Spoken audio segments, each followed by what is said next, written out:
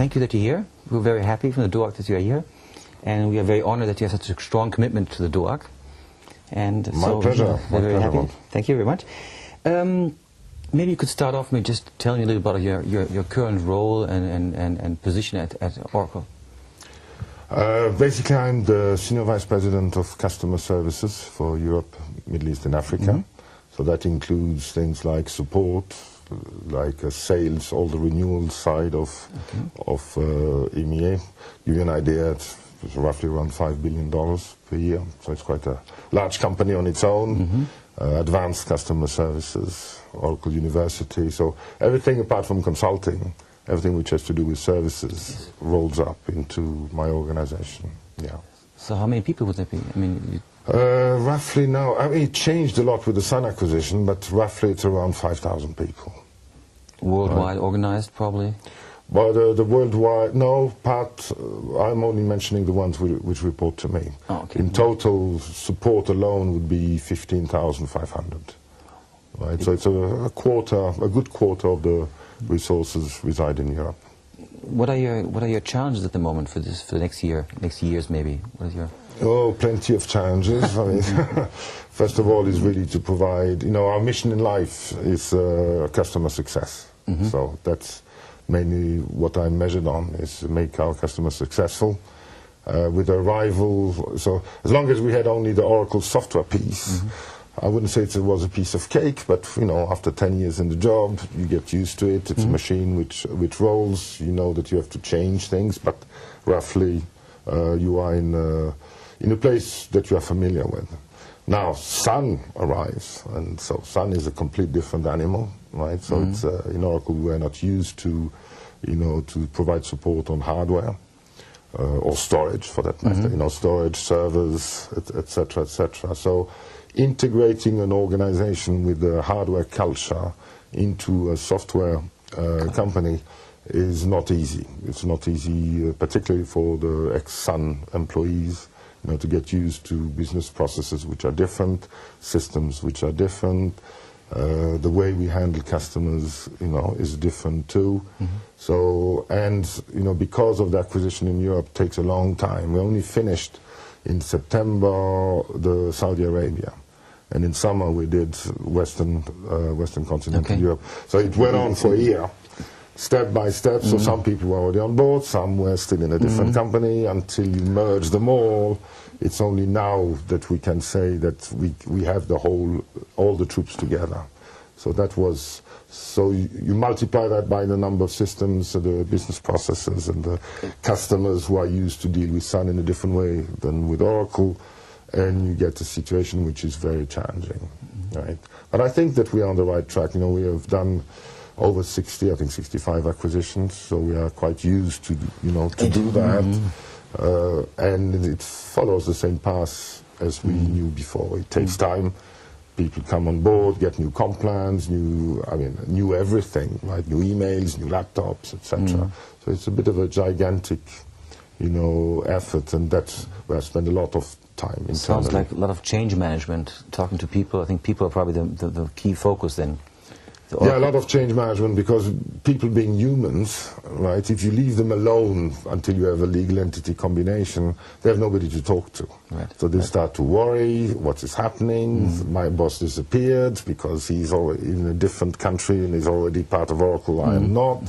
Who will look after me? Who signs my expense claims? How do I travel?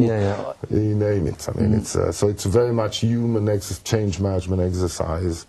Then you have new bosses, new groups, new territories, right? The 5 regions that we had in Oracle were different from Sun.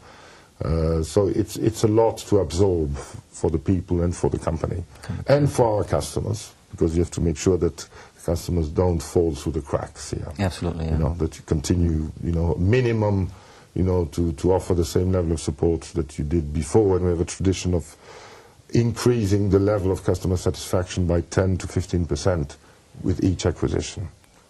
Okay. So the intention with Sun is to do the same. Same thing again. Yeah, but not there yet, obviously. But I think that next year will be, the year, where we will stop talking about ex-Sun and it will be all Oracle. Just Oracle, yeah. Just Oracle, yeah. Can I switch the subject completely? Sure. In planning this interview, I kind of asked around, what is John for a person? Does he have certain passionate topics? And everybody's talking about one passionate thing that always brings you out is the topic of configuration management.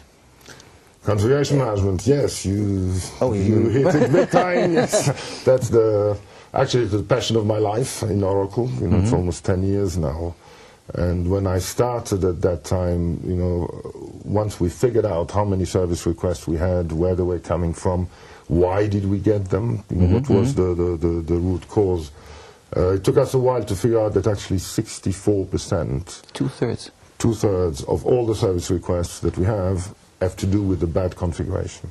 Bad or not installed properly by a partner or by the customer themselves or by our own consulting, something to do with the configuration. Yeah, so it's not bugs, it's really just... No, bugs represent less than 1% of the survey, not even 0.0 something. So mainly it has to do with configuration issues. It came as a big surprise because, my God, if we could get rid of this 64%, the customer would be happy. You earn my money? So we earn my money, they are successful, and I sleep at night. Sounds like a win-win thing. It sounds like a win-win. So we embarked actually initially in Europe. You know, I funded basically a small team of people who would, you know, the idea being if I can get the configuration, you know, of a customer, hardware, software, operating system, I mean all of that, bring it back to us, right? The support engineers would have everything they need, you know, to start addressing the problem. They would find out what at least is it a configuration issue or is it not. So it was very successful. We started that, you know, a few years ago. It is now part of my Oracle support, so it's become an official development driven tool. And to give you an idea, so far this year we have uploaded, you know, on our site 335,000 configurations. Considering that we have 350,000 customers, it's almost one per customer. Okay. Right? So it is still far away from where I would like it to be. I think that what we did not anticipate was that we hit problems like take banking or telcos.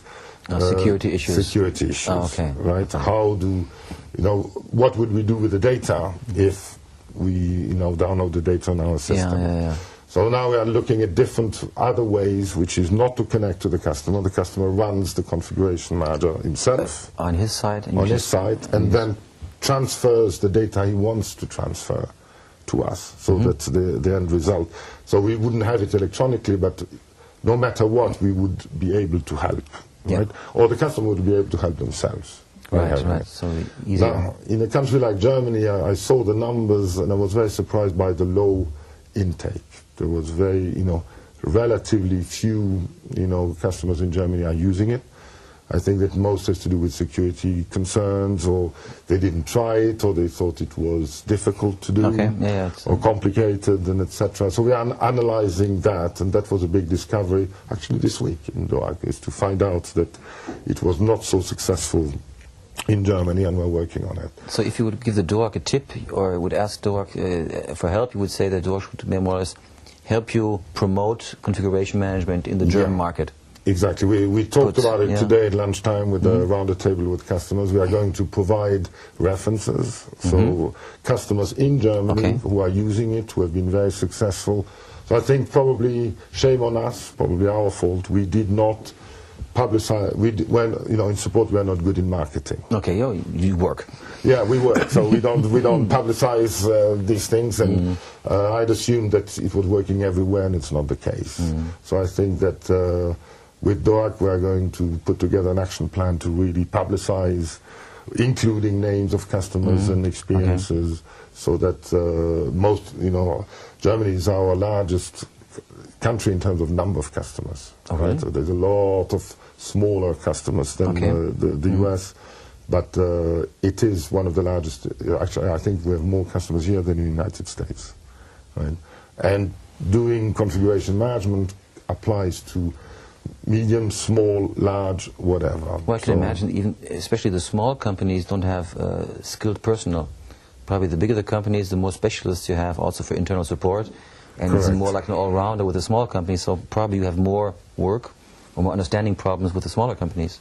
So yeah, that's right. So we have to educate them, because I don't think it's so difficult. They may be worried about security reasons, you know, as well, or we may help them do it, right? Because it's in our interest to really solve their, you know, their problem. So I think that's the plan for next calendar year in Germany, is to really get my passion, right, to get this configuration manager implemented, you know, with 80% of the customers or whatever. Germany #1 in configuration management. Yeah, I told you the number, 335,000 uploads. I mean, it's a lot of configuration that we have, and a lot of customers have been helped, you know, by that. Have you ever tried to more or less find out what the benefit for the customer is, like 20% less workload, or so many less service? More than that. I think it's 40–50%, you know, that you get. On return for because typically what you have, you file a service request, right? The engineer which will take the call or the service request will ask, which version are you running on? Because the customer will always forget something, you know, when he files the service request. Yeah, which operating system, which hardware do you have, and etc. Already that, if you have the uploaded the configuration, you don't have to ask the question. It's accurate? You don't have to, It's accurate, it's there, it's electronic, you can start working on it. And there are 65% chances that you will have the answer right away. Yeah. Right? It's enormous. You know, 65% out of 65 out of 100, you have the answer right away. Because if you don't, the engineer will ask you for these questions. Yes, and then we have this follow the sun model, you know, where the engineer may change, you know, from one continent to the other, depending on the hour of the day. You have lost 24 hours. Yeah. I'm sorry, I think time is running away from us. I had another, well, looking at our interview, I had another question, what is he passionate about? And one thing was configuration management, we talked about that. And the other thing, people told me you're passionate about whiskey. Oh, yeah, discovered. yes. I mean, not every whiskey. I'm passionate about single malt, single casks, which means the whiskey has stayed in the same cask for many years. And I'm a member of the Whiskey Society Club.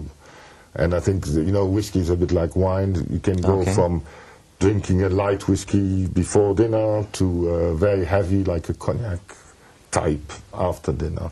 And you never get drunk with it because it's very strong. It can go to 60, 65 degrees. You have to mix it with a lot of water. And it's a whole ceremony. It's a ceremony. So this is you have to be part of the enjoying once you know them. And last summer I was actually on vacation in Scotland. And the whole idea with my brother was to go from one distillery to the next. Magic time. Yeah, beautiful. Thank you very much. Thank you, Rolf. Yeah, and hope you have success in Germany. Thank you. Thank you very much.